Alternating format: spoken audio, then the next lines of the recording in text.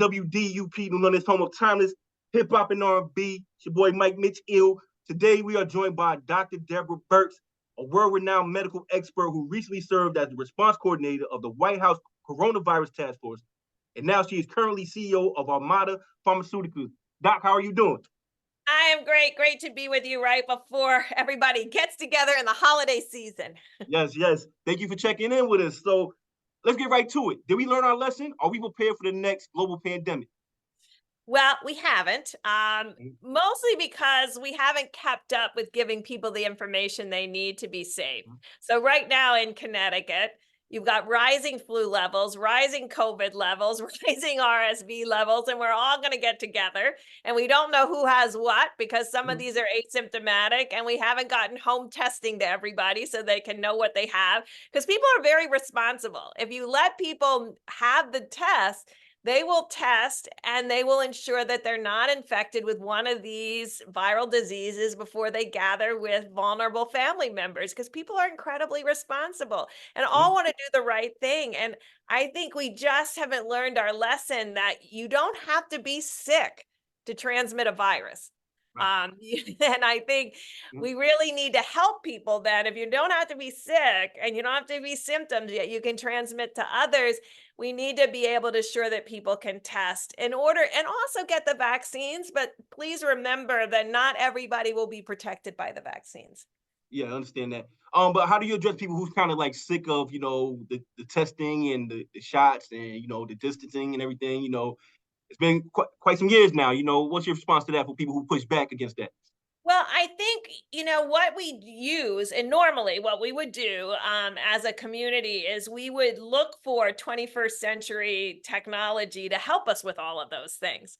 And part of that is making tests more available so that people who know that they're going to go see their great aunt that's getting chemotherapy and it really needs the family to be around them, that we can proactively test for all of these bad diseases and go in there and feel confident as we gather together and really want to support one another, because we also want to make sure our mental health is good. And that Yeah, relies us to have social networks.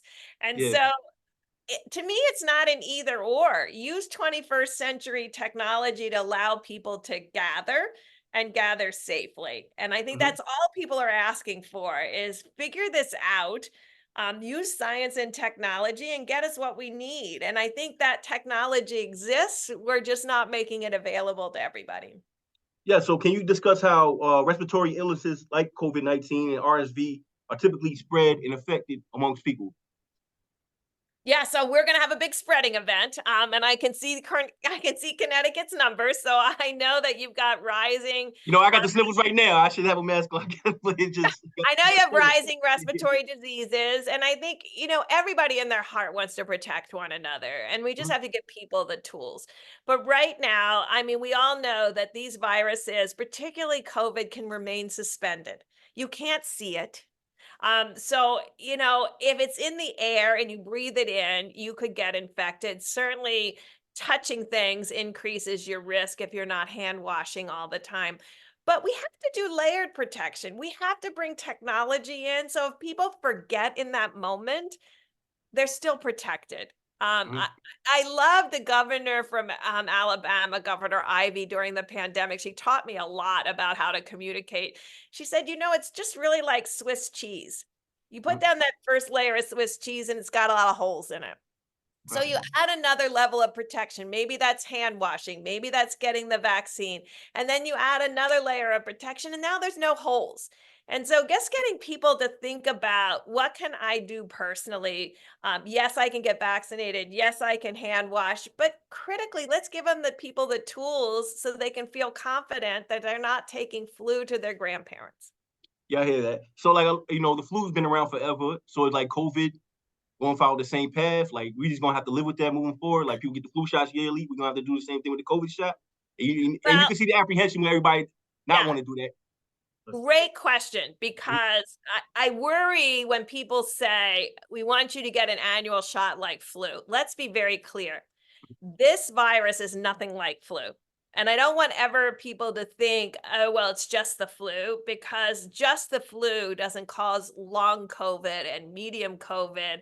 And the risk of actually inflaming your vessels in your heart and end up with increased heart attacks and strokes. Flu doesn't do all of that in the same way that COVID does. So COVID will never be flu.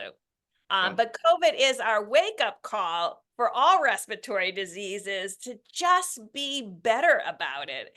And I think if you can get people to understand what's circulating in their communities, like what I talked about at the beginning, that all three of these viruses, last year, these viruses came sequentially. So we had RSV very early in the fall in Connecticut, and that was followed by flu, followed by COVID.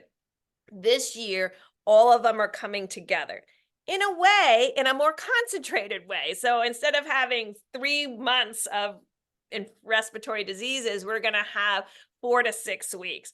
But that means you can't tell by symptoms what disease it is.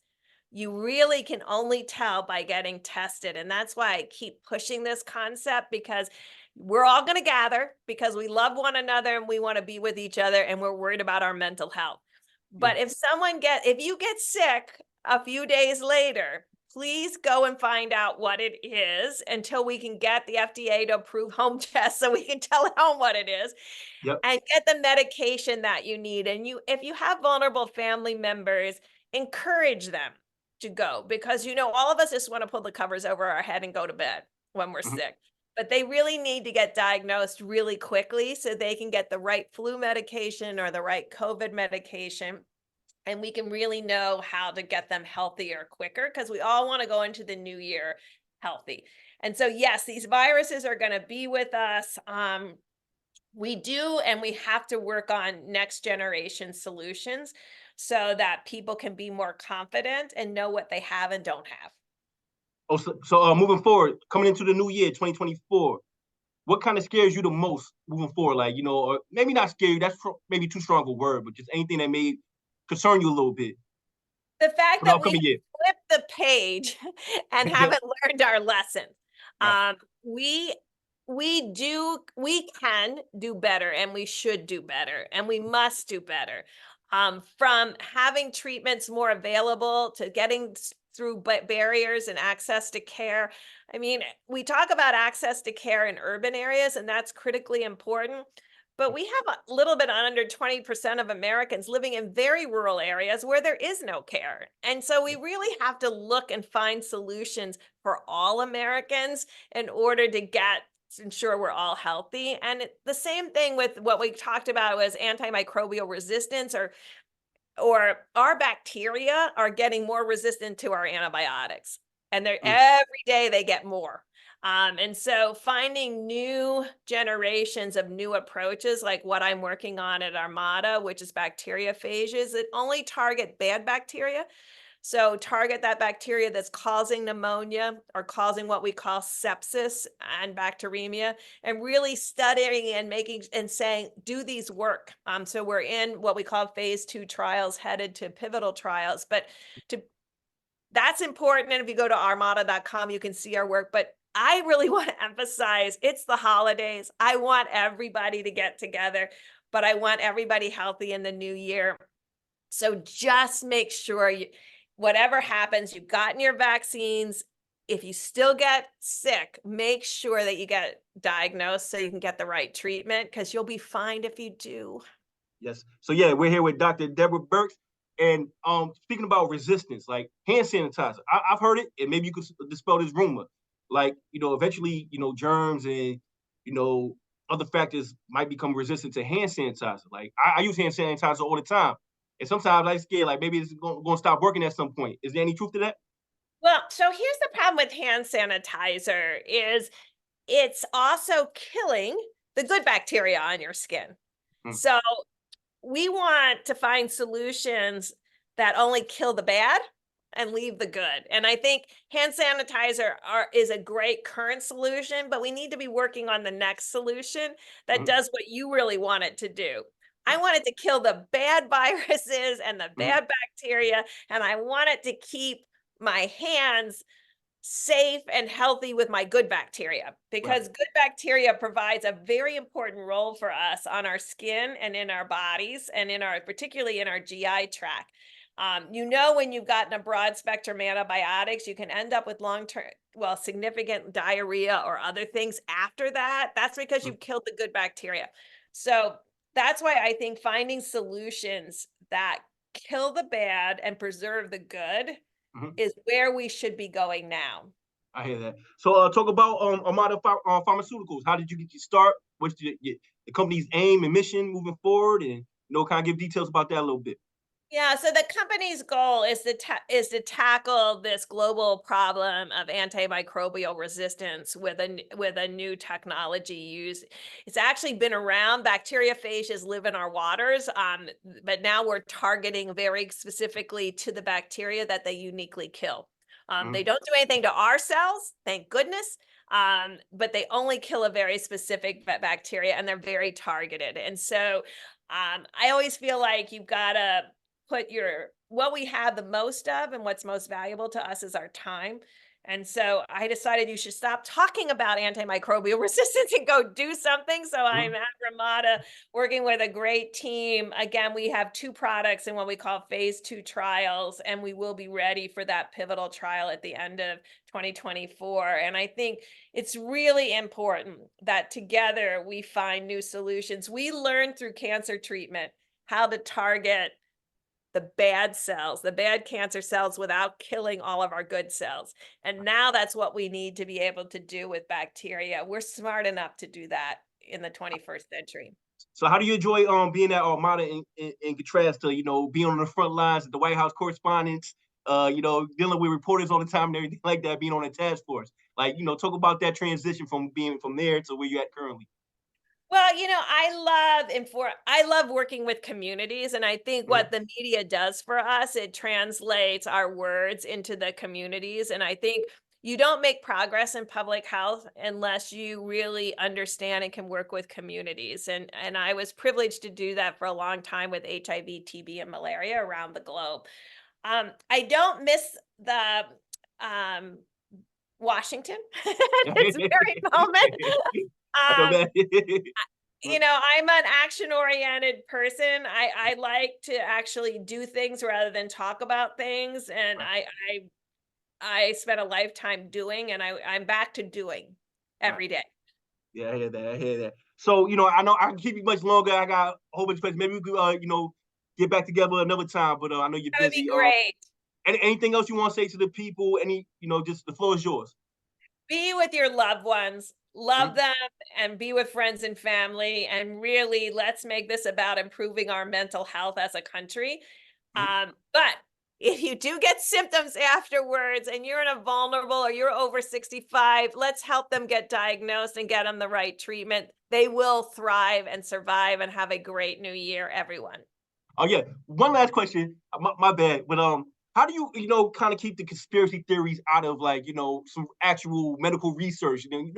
Moving forward. If God forbid we have another pandemic in the next year or two or something like that, you already know on both sides it might go crazy. Like you've seen it.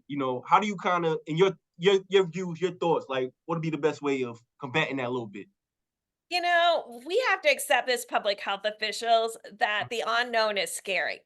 Yeah. And we have to be confident enough in our communities to really tell people exactly what we know and what we don't know. Mhm. And I think sometimes what gets people in trouble and leads to these conspiracy theories is saying, oh, my communities can't understand this, so I'm not going to explain all the nuances to it. I've worked all over the world with difficult diseases. I've never met a community that can't understand nuance. They Mhm. understand nuance. They can understand that you don't know everything and you're telling them exactly what you know and what you don't know and what still needs to be worked out. And if we had done that with COVID every day, we wouldn't have these conspiracy theories. Remember, HIV looked like this 40 years ago. There were a lot of Mhm. conspiracy theories about how it was transmitted and how it could be treated. And the way you combat that is you work at the community level, answering their questions and listening to them and answering their questions in an honest way. You've got to listen first. And I tell you, scientists today and many public health officials don't start from the position of, I want to listen to what the community's concerns are and work in partnership from that starting point rather than telling them what you think they want to hear. I hear that. And this is coming from a guy who's been a conspiracy theorist in my own right. So now thank you for that answer. We still gotta keep some sense of, common sense going on. So now thank you again, Dr. Deborah Birx. Appreciate you checking in with us. And again, moving forward, we would love to have you on at another point. Hopefully we don't have another pandemic to speak about. But thank you again, Doctor. And happy holidays. Happy holidays. All right. Thank you.